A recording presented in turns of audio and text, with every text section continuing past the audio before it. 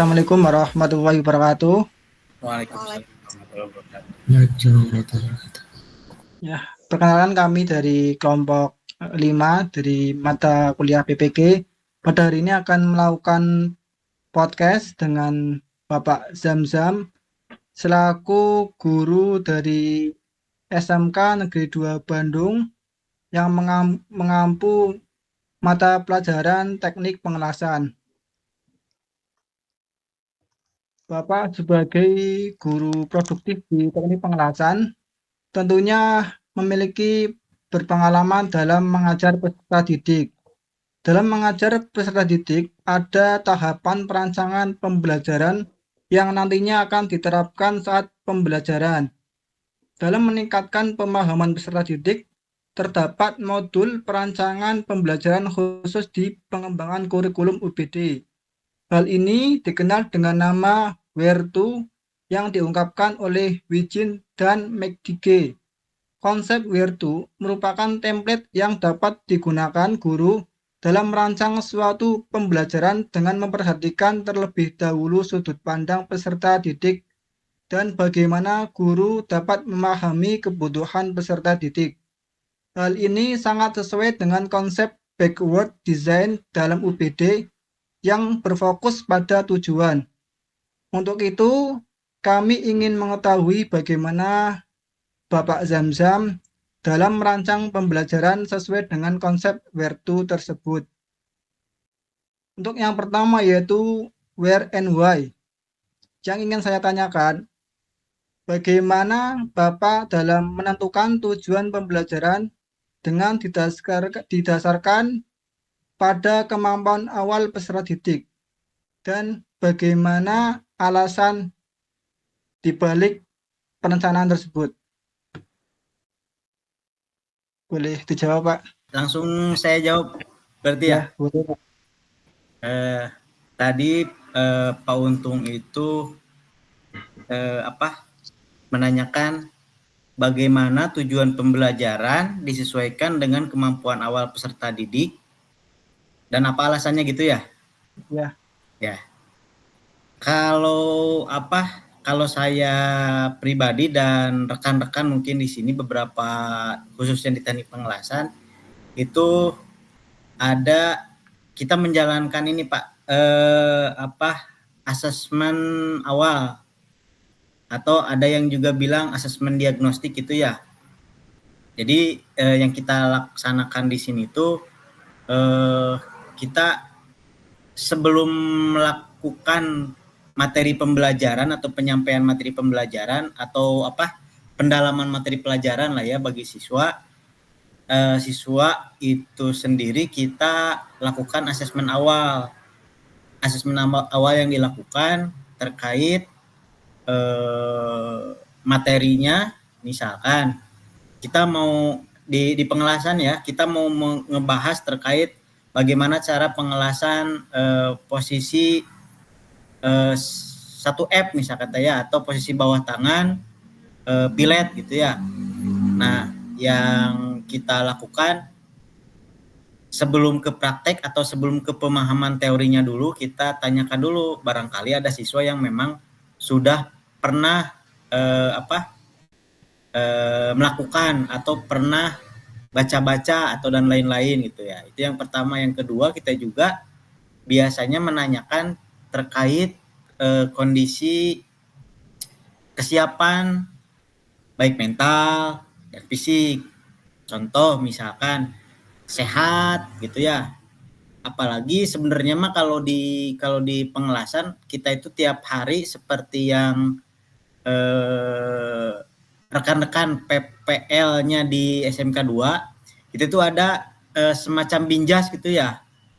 Jadi itu juga kita sudah mengecek di awal kalau misalkan si anak ini siap atau tidak gitu. Nah, tujuan pembelajaran yang disesuaikan dengan kemampuan awal tersebut.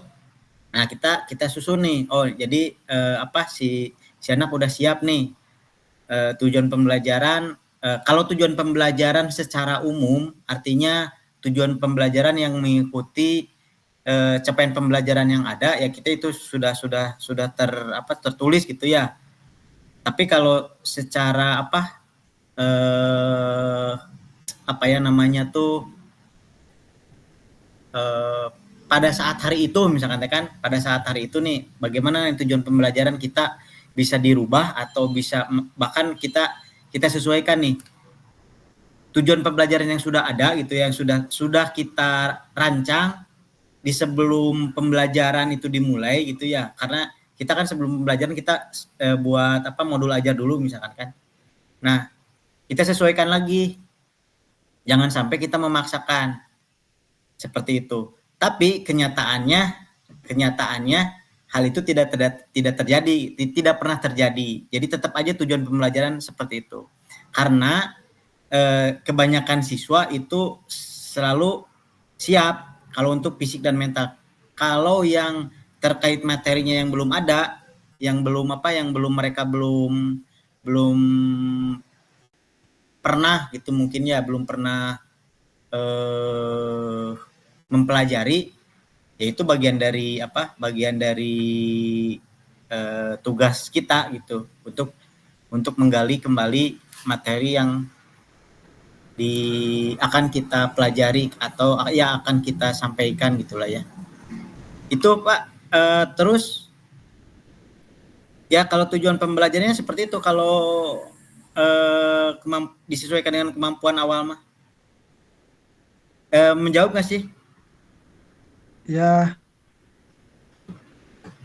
ya sangat menjawab Pak. Namun ada yang ingin saya tanyakan lagi untuk memastikan bahwa peserta didik paham mengenai tujuan pembelajaran tersebut.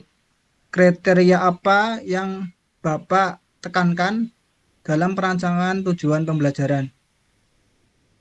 Ya, untuk tujuan pembelajaran pasti kita sampaikan ya di awal sama peserta didik gitu ya.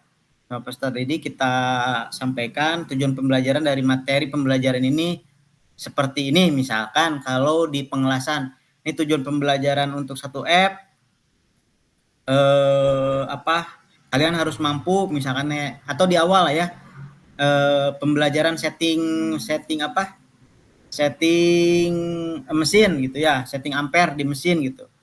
Kita sampaikan termasuk di sana ada unjuk kinerjanya. Jadi siswa dikatakan dia itu kompeten ketika mereka melakukan hal-hal ini misalkan. Kalau misalkan di setting dia harus mengetahui dulu nama-nama dari komponen yang ada di mesin las misalkan. Selanjutnya dia juga harus mengetahui fungsi-fungsinya, terus harus mengetahui jadi cara kerjanya, termasuk mereka juga harus bisa menjelaskan terkait fungsi besarnya itu si mesin itu sendiri buat apa gitu. Itu. Nah, dihubungkan dengan tadi Pak, bagaimana kan tadi misalkan ada siswa yang belum mengetahui, terus ada siswa yang mengetahui. Nah, yang kita lakukan biasanya melaksanakan kalau di bahasanya tuh cooperative learning ya, yang di kelompok-kelompokkan, kita bagi kelompok. Nah, kadang-kala pembagian kelompok juga kadang-kadang kita serahkan ke anak, ya. Tapi tetap kadang-kala kita juga intervensi, karena kita kan yang lebih mengetahui si anak ini tuh udah sejauh ini nih pemahamannya. Anak yang A, misalkan anak yang B rata-rata, misalkan anak yang C kurang. Nah, kita gabungkan supaya nanti siswa atau anak yang pemahaman terhadap materinya dirasa kurang itu bisa terbantu dengan yang lebih memahami. Itu kan memang yang kita tahu atau yang saya tahu itu pola pembelajaran yang sekarang itu seperti itu gitu kan ya. tidak kita yang banyak mengeksplor, tapi justru si siswanya tersendiri yang mengeksplor gitu. Itu jadi tadi ya, kalau menjawab yang tadi mah, unjuk kinerja apa yang dipilih dan kriteria apa yang digunakan untuk memastikan pemahaman peserta didik. Jadi ya seperti itu. Kalau kriteria itu disesuaikan dengan tujuan pembelajaran seperti apa gitu kan ya. Kalau saya pribadi itu tetap kriteria itu harus terdiri dari 3 komponen kompetensi gitu. Sikapnya, terus keterampilannya, skillnya gitu ya. Secara kalau bahasa di ini mah sikap, skillnya, atau kognitif, psikomotornya, sama kognitif, psikomotor, sama afektif gitu ya, sikapnya, afektifnya gitu ya, sikap kerjanya seperti itu akan kita urai dari tujuan pembelajaran. Misalkan tujuan pembelajarannya itu siswa mampu menyeting mesin SMAW. Nah, kita turunkan kan kriteria apa yang dipilih. Berarti siswa di sini tadi yang kognitifnya, siswa harus memahami, harus bisa menjelaskan terkait nama dan fungsi, misalkan kan ya, dari masing-masing komponen. Selanjutnya untuk yang psikomotornya, ya siswa harus bisa melakukan. Jadi jangan hanya tahu ini tuh cara men-setting itu seperti ini menjelaskan, tapi dia juga mempraktekkan gitu ya. Selanjutnya sikapnya, sikap di sini bagaimana cara men-settingnya itu dengan sikap yang sesuai dengan prosedur gitu. Jadi tidak ngacak gitu. Nah, itu yang kita susun seperti itu. Dan itu disampaikan ke siswa gitu. Gitu. Menjawab nggak ya? Ya baik Pak, terima kasih Pak atas jawabannya. Mungkin untuk pertanyaan selanjutnya akan disampaikan oleh teman saya, silakan. Selanjutnya mengenai refleksi pada pembelajaran yang Bapak lakukan, bagaimana cara Bapak dalam merefleksikan atau memandu peserta didik merefleksikan pemahaman mereka dan memperbaiki kinerja belajar dari umpan balik seperti itu, Pak? Oh ya, itu ya terhadap bagaimana cara kita merefleksikan pemahaman mereka ya. Biasanya kalau saya lebih sering ke anak yang disuruh menjelaskan langsung. Jadi tidak menggunakan ini, kalau misalkan tesnya ya, tidak menggunakan tertulis gitu ya. Jadi siswa menjelaskan sehingga nanti kita tahu gitu. Jadi misalkan tadi ya, yang anak-anak sudah dikelompokkan, terus anak tersebut, kelompok-kelompok tersebut itu saya kasih tugas untuk bisa mempresentasikan apa yang dia dapat di hasil pembelajaran yang dilakukan gitu ya. Misalkan tadi kan cara men-setting satu kelompok, misalkan tuh satu kelompok mengidentifikasi mesin las A, kelompok yang lain mengidentifikasi mesin las B, kelompok yang ketiga mengidentifikasi mesin las yang C gitu misalkan kan. Nah, dari masing-masing kelompok saya akan tesnya berupa apa? Berupa kadang ada yang mereka mempresentasikan, mereka menjelaskan, mereka mempraktekkan juga gitu ya. Itu misalkan satu kelompok itu terdiri dari 5 sampai 6 orang atau 4 sampai 6 orang gitu ya. Nah, mereka menjelaskan dan saya pandu supaya mereka itu bisa aktif semua. Nah, gitu. Nah, itu kan jadi mereka juga bisa merefleksi pemahaman mereka ya. Bisa menilai pemahaman mereka, oh ternyata sejauh ini. Nah, itu. Terus kalau misalkan memang pada saat presentasinya ada yang kurang-kurang, kadang saya buka dialog dengan kelompok yang lain gitu. Kelompok yang lain kalau misalkan memang ada tambahan pengetahuan sehingga nanti lebih memahamkan si kelompok yang satu, itu bisa gitu. Kalau misalkan masih kurang, ya kadang saya bantu gitu ya untuk memahamkan. Jadi awalnya saya istilahnya itu lepas dulu gitu. Mereka cari tahu dulu sendiri, biasanya seperti itu. Jadi cari tahu, nanti di ujungnya kita coba cek mereka menjelaskan pemahaman mereka terhadap materi, sehingga itu juga jadi bahan refleksi bagi si merekanya gitu. Ini masuk nggak Bu Rindi? Iya, Ininya alur yang saya sampaikan?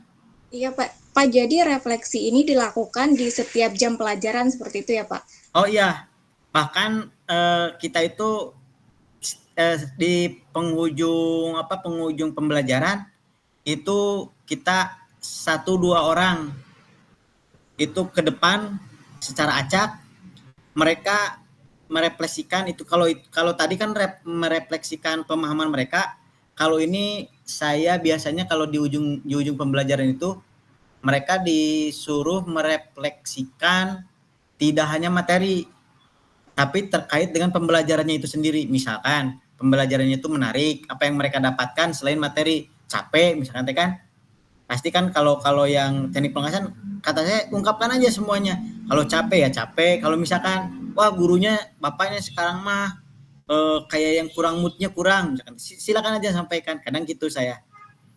Atau siswanya misalkan tuh Pak, ada yang misalkan kadang ya ini beberapa pertemuan ya, kadang si siswanya tuh Pak jadi kayak yang ngelapor gitu, Pak si itu Pak tadi ngeganggu misalkan kan ya, itu jadi selain refleksi buat mereka, refleksi juga sih buat kitanya, buat gurunya dan buat pembelajaran nya gitu. Seperti itu Bu. Baik Pak. Pokoknya mungkin bisa dilanjutkan pertanyaan selanjutnya teman-teman. Ya, saya ingin bertanya Pak mengenai itu. Jadi, bagaimana Bapak mengunggah minat peserta didik pada ide besar dan untuk kinerja seperti itu? Karena sebagaimana yang kita tahu di pendidikan saat ini itu sedang bergulir isu atau masalah di mana peserta didik itu kurang motivasi atau kurang minat pada mengikuti pelajaran tersebut, Pak. Bagaimana Bapak mensiasatinya? Kalau saya emang ada juga kerasa sama saya ketika tadi kata-katanya tuh anak sekarang itu kurang motivasi gitu ya, kurang minatnya ya.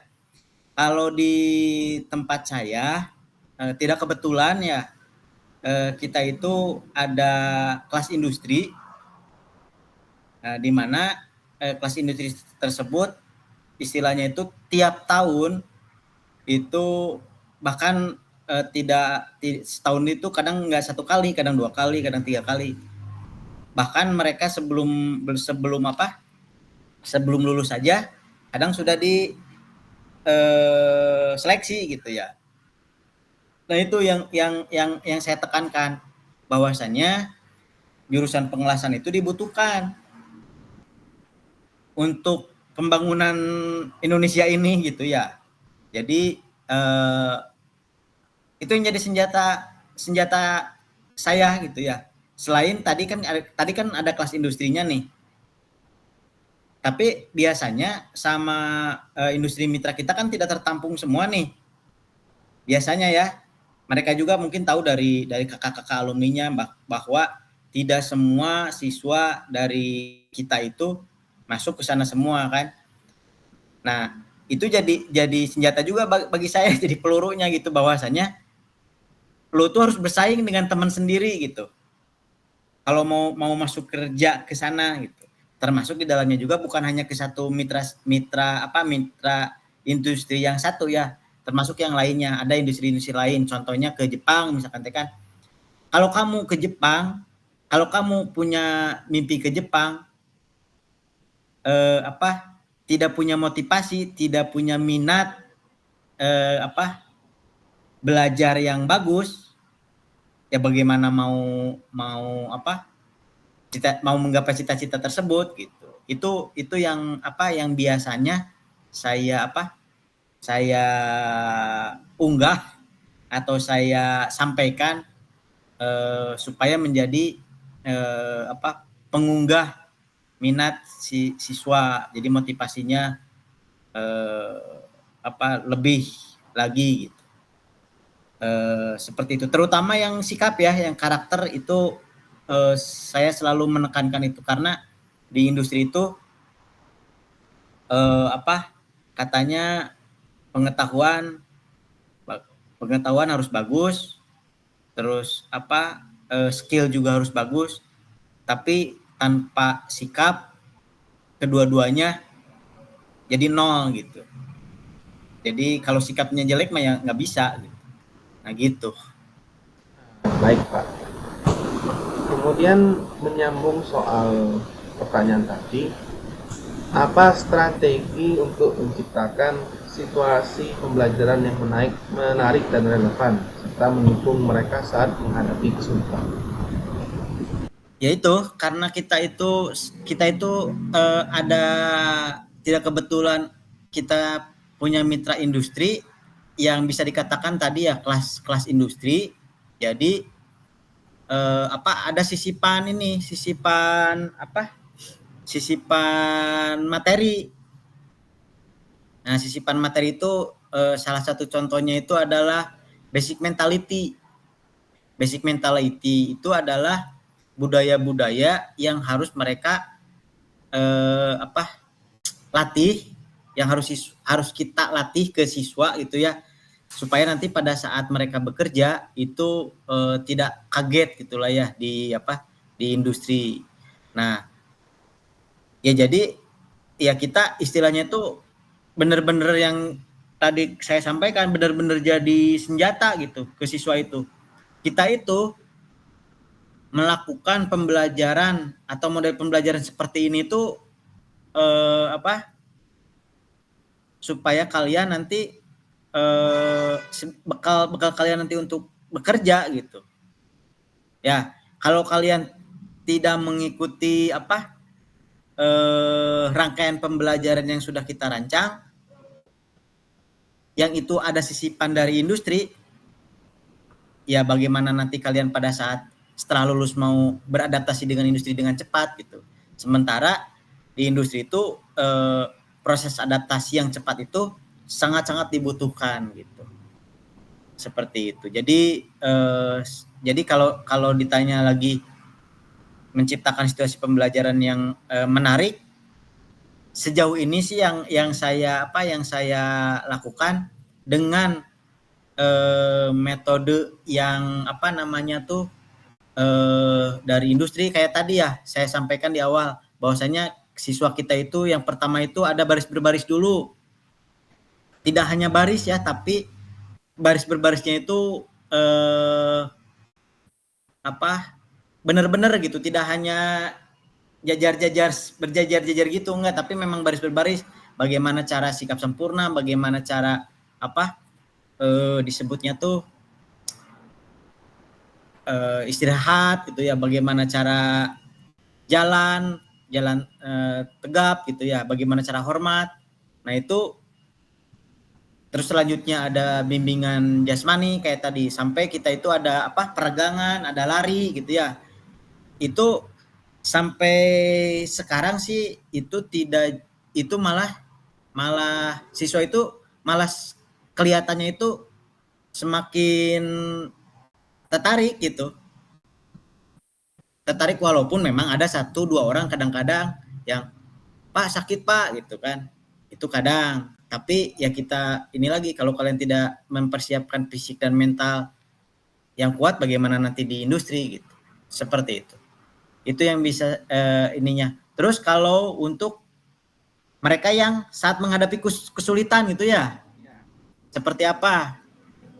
Ya kesulitan kalau tadi di pemahaman materi itu ya saya baginya dengan kelompok gitu. Ya. Jadi saya memanfaatkan tutor sebaya dari mereka gitu ya. Kadangkala ada beberapa siswa yang pengalaman saya ada yang mereka itu tidak tahu dan enggan bertanya kalau ke guru gitu ya. Tapi kalau ke siswa, ke temennya, mereka berani nanya. Nah, makanya dikelompokkan itu di kelompok-kelompok itu seperti itu. Termasuk di prakteknya ya, di praktek pengelasannya misalkan satu booth atau satu kamar las itu ada beberapa kelompok itu supaya mereka kadang kalau sama guru itu kadang ini ya apa namanya tuh misalkan saya lagi di kamar las yang lain sementara kamar las yang satu saya lagi nyontoin nih kamar yang las yang A misalkan kan ya kamar las yang C dia itu juga kesulitan. Nah kalau udah dibagi kelompok sebelum mereka ke saya dia nanya dulu ke temennya bagaimana misalkan cara ngelas 1F itu yang benar itu seperti apa gitu kan.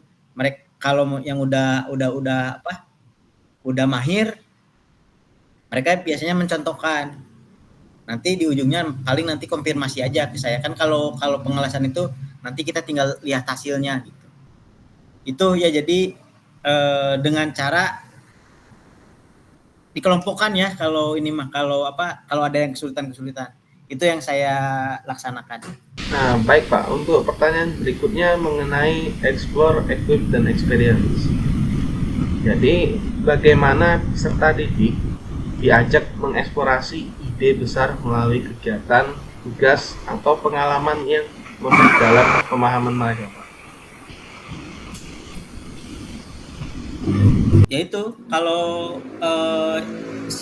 yang saya lakukan itu pada saat pembelajaran mereka dengan dibagi kelompok istilahnya itu silakan mereka mengeksplorasi materinya kayak kadang pakai problem based learning gitu ya PBL gitu kan walaupun hampir kebanyakan itu di kita itu PJBL ya project karena kan prakteknya pengelasan ya jadi kalau terkait dengan teori biasanya kita ya silakan kalian bisa mengeksplor menggali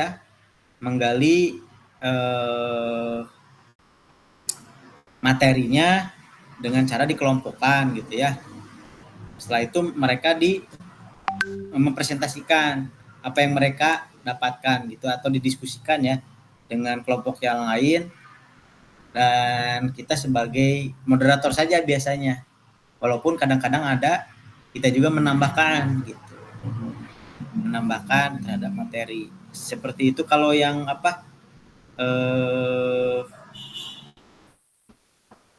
ke pemahaman terhadap materinya gitu mungkin ya. Menjawab ya? Oh, mohon maaf dari Bang Jilan dulu. Silakan. Oke, selanjutnya Pak. Dari segi exhibit dan evaluate, bagaimana peserta didik dapat mengevaluasi kemajuan diri dan merevisi kerja mereka selama pembelajaran tersebut, Pak? Kalau di pengelasan itu mereka mempraktekkan, ya kan? Praktekannya kalau praktek itu nggak per kelompok ya. Kalau praktek itu masing-masing, sendiri-sendiri. Jadi kita kasih bahan, mereka las, hasil pengelasan mereka itu di inspeksi sama kita ya diinspeksi hasil pengelasannya. Jadi ada inspeksi hasil pengelasan. Nah nanti kita udah punya standaran nih. Misalkan pengelasannya untuk di bawah tangan untuk yang pilet gitu ya kita udah punya standarnya kalau itu ya, misalkan tinggi las harus sekian, lebar las harus sekian, itu udah ada standarnya. Ya tinggal mereka aja sebenarnya mah, mereka tinggal ukur sendiri. Tinggal mereka ukur sendiri hasil pengelasannya, terus kita saksikan gitu ya, mereka juga nanti, oh ini Pak kurangnya di sini, oh ini Pak kurangnya di sini, oh ini terlalu lebih misalkan, oh ini ampernya terlalu besar gitu. Dan kalaupun memang ada hal yang belum mereka ketahui dari hasil pengelasan mereka, ya kita tambahkan gitu. Jadi kalau yang saya lakukan seperti itu untuk mengevaluasi kemajuan dirinya gitu ya. Iya, Pak. Seperti Mungkin secara tidak langsung Perstadidik juga sebenarnya sudah bisa mengevaluasi hasil mereka sendiri ya Pak? Ya, karena ada di job sheet itu dituliskan juga hasil standar hasil pengelasannya seperti apa. Jadi kalau mereka ada kekurangan dilihat dari hasil pengelasannya, termasuk kalau di prosesnya ya nanti di prosesnya itu ada ya di job sheet-nya itu. Ya. Prosedurnya, langkah-langkahnya gitu kan. Kalau mereka ada yang tidak atau ada yang terlewat. Oke, terima kasih. Ini mah Pak sharing aja Pak ya, sharing aja peran saya gitu. Di sini saya menanyakan Pak mengenai pembelajaran berdiferensiasi, di mana pembelajaran ini harus memenuhi kebutuhan minat gaya belajar siswa. Nah itu setiap siswa itu kan beda-beda gitu Pak ya, gaya belajar, minatnya dan sebagainya gitu. Nah di sini saya juga dulu pernah mencoba ya Pak menerapkan hal ini kepada siswa. Ketika saya melaksanakan proses pembelajaran pengelasan gitu kan, saya mencoba mencoba di 2 kelas yang berbeda. Yang ini menerapkan pembelajaran yang basic lama gitu, yang kedua yang terbarukan gitu kan, kayak menggunakan metode pembelajaran menggunakan audio visual dan sebagainya gitu kan.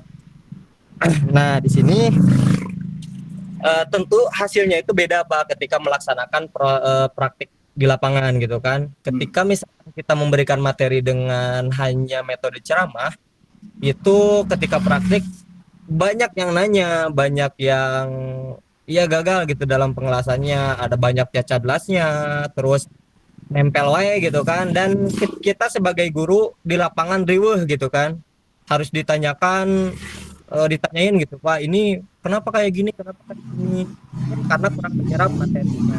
Nah ketika di kelas selanjutnya saya menggunakan video animasi mengenai pengelasan, mulai dari kenapa nempel terus cacat las ini misalkan cacat las porosity sebabnya apa gitu kan, dan sebagainya gitu. Nah itu ketika kita sebagai guru nyantai, karena mereka paham, oh tadi yang dijelaskan sama Pak Uji misalkan ini nih ternyata ada di video, dan kita nyantai gitu. Nah di sini tindakan Bapak nih Pak ketika melaksanakan proses pembelajaran itu bagaimana Pak menyikapi, karena tiap minat dan bakat siswa terus belajar siswa itu berbeda, dan di sini tuh ada juga siswa yang ketika materinya itu mahir, jago gitu kan, materinya jago, ditanya ini bisa, ditanya itu bisa, ampernya sekian, kenapa misalkan ini kenapa melelehnya tinggi, ampernya sekian misalkan, kenapa ini nempel terus, karena kekecilan ampernya. Nah gitu, jago gitu. Tapi ketika praktik di lapangan, dia paling gagal gitu kan. Nah itu bagaimana cara menyamaratakan, karena kan di dunia industri khususnya untuk SMK itu mungkin kita bakal lebih ke lapangan gitu Pak, praktik di lapangan dibanding dengan teori. Kalau teori kan biasanya untuk WI gitu kan, untuk quality controlnya gitu kan. dan untuk SMK itu pasti di lapangan gitu. Nah itu bagaimana Pak cara menyamaratakan supaya siswa itu benar-benar bisa gitu Pak, bisa di materi, bisa di praktek dengan gaya belajar yang berbeda-beda seperti itu Pak. Ya, makasih Pak Fauzi. Kalau yang saya lakukan tadi, memang Pak di sekolah itu mungkin di banyak sekolah ya, nggak tahu kalau di semua sekolah saya nggak bisa menjawab seperti itu ya. Tapi di banyak sekolah itu, apalagi sekarang kan hampir banyak sekolah itu menerapkan sekolah inklusif ya. Kalau dengan adanya sekolah inklusif termasuk di Pengelasan, memang ada syaratnya kayak di SMK 2 misalkan kan. Untuk masuk tidak boleh buta warna, tidak boleh lain-lain ya. Tapi untuk masalah tadi ya, maaf nih, kadang ada anak yang kecepatan terhadap pemahaman terhadap materi itu cepat, ada yang lambat. Kalau diukur di tes IQ gitu ya, tes IQ kadang-kadang IQ-nya itu ada yang tinggi, ada yang rendah gitu ya. Nah itu ada di sekolah kami yang seperti itu masuk gitu ya. Nah yang satu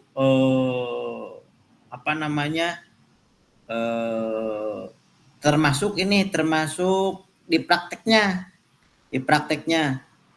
ada yang cepat, ada yang lambat, ada yang sekali kita, kalau tadi Pak Fauzi itu menggunakan animasi, kalau di sini animasi kadang ya, tapi kalau kami itu di awal terutama itu kalau bisa mempraktekkan, mendemonstrasikan ya, didemonstrasikan praktikumnya seperti apa.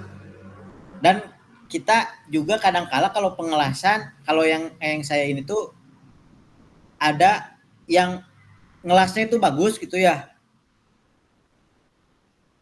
kita yang mendemonstrasikan nih, kita bikin bagus nih, bukan bikin bagus lah, bikin standar sesuai dengan yang seharusnya gitu ya. Tapi yang satu lagi kita nggak bikin standar, ya hasilnya pasti jadi jelek gitu kan ya, hasilnya jadi jelek. Kita juga praktekkan seperti itu, biar anak tuh ngelihat, oh kalau kerjanya tidak standar hasilnya seperti ini. Kalau kerjanya nih sesuai dengan prosedur, dengan standar operasional gitu ya, dengan SOP-nya, oh hasilnya jadi seperti ini gitu. Dan kalau dikaitkan dengan tadi ya, di dunia industri, kan di industri itu apalagi yang levelnya SMK, kebanyakan itu yang dipakainya itu adalah skillnya gitu, bukan ke skill tangan maksudnya ya, kan kalau pengelasan mah hand on ya, bukan ke pemahaman terhadap misalkan mutu pengelasan itu nanti di level pendidikan tinggi misalkan kan ya, seperti itu. Ya seperti yang tadi saya sampaikan, sebenarnya Pak, kalau di industri yang bermitra dengan kita, kebanyakan lah ya, industri itu yang pertama mereka cari itu adalah yang punya sikap yang benar. Kalau skill itu di tempat mereka juga banyak yang istilahnya tuh, kalau ada yang punya training center ya, di tempat mereka juga bisa melatih ya. Yang penting itu sikap. Jadi kita tekankan, ngelasnya tidak standar misalkan, ngelasnya tidak standar tapi sikapnya udah benar, terus aja kita pertahankan. Kamu sok seperti itu. Kalau misalkan nanti ampernya kalau perlu kita pandu untuk setting ampere nggak apa-apa, tapi sikapnya dulu yang benar gitu. Sikap atau langkah-langkah kerja, langkah-langkah pengelasannya yang benar gitu dulu. Karena ya sikap dulu nomor satu gitu. Jadi kalau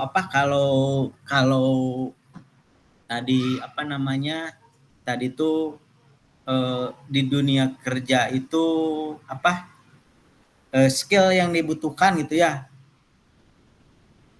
kalau sikapnya udah benar sih nggak terlalu ini, nggak terlalu lama nanti mereka, kalaupun ada hal-hal yang di luar di sekolah, misalkan di luar sekolah tuh mereka kita sebentar nih menggunakan yang materi GTAW gitu ya, yang gas argon, pada saat ternyata pada saat di industri yang di industri itu justru gas argon lah yang dipakai kebanyakan, ya nggak apa-apa gitu, nggak apa-apa. Jadi terus kalau kasusnya tadi kognitifnya atau pemahamannya itu baik, sangat bagus gitu ya, pada saat praktek mereka jelek gitu ya, gitu ya, atau dan sebaliknya gitu ya. Itu bagaimana kalau seperti itu? Ya tetap sikap dulu gitu. Kalau kita pemahaman dalam waktu sebulan 2 bulan pengelasan itu bisa. Skill, keterampilan juga bisa cepat gitu ya. Tapi kalau sikap itu 3 tahun tujuan kita itu untuk merubah sikap itu sebenarnya. Itu sih. Lebih ke sana. Menjawab nggak sih? Menjawab ya, mudah-mudahan. Iya, siap Pak. Benar sih Pak, ketika di industri emang yang pertama itu dilihat dari sikapnya, dan pernah juga saya kan menanyakan kepada HRD, ya yang namanya skill itu memang bisa dilatih gitu kan. Bisa dilatih, tapi sikap itu nomor 1 gitu kan katanya. Ya mungkin cukup menjawab sih Pak. Cukup menjawab. Ya. Terima kasih banyak. Contoh yang lain nih. Ini saya saking antusiasnya nih. Contoh yang lain. Pada saat wawancara, pada saat seleksi ya, itu kan pasti setiap seleksi ada proses wawancara. Apa yang HRD lihat? Bukan skillnya, bukan pengetahuannya, tapi sikapnya dulu. Lihat dulu penampilannya, itu kan penampilan bagian dari sikap. Kayak gitu. Ya gitu ya. Mungkin Pak, pertanyaan terakhir dari saya. Bagaimana pembelajaran diatur agar efektif Pak dalam memperdalam pemahaman peserta didik? Mungkin kan dari peserta didik itu kan ada ya berbeda-beda pemahaman, ada yang lebih cepat paham dan ada yang lambat dalam menerima pemahaman. Bagaimana cara Bapak untuk agar peserta didik dapat memahami secara merata gitu Pak?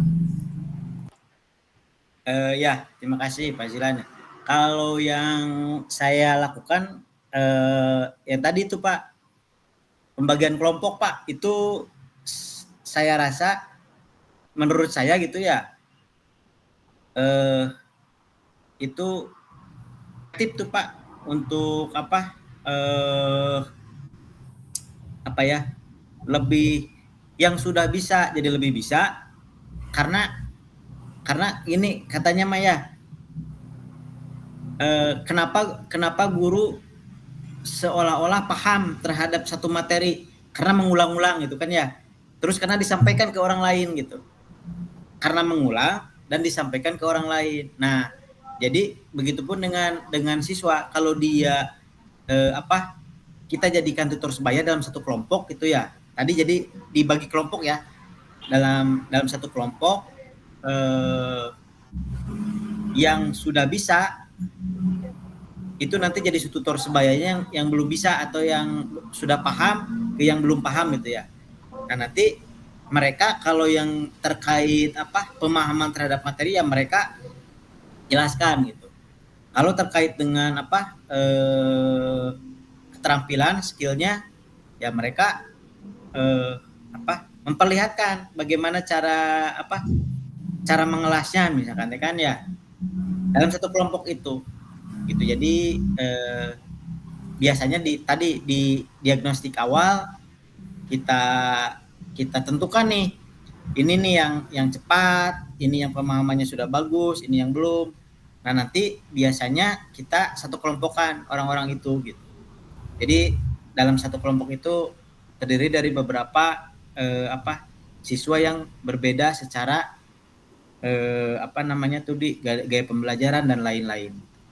Seperti itu Pak Zilan. Ya mungkin ya Pak, terima kasih banyak Pak atas jawabannya. Menjawab ya. Sudah Pak, sudah. Dengan tutor sebaya mungkin ya Pak.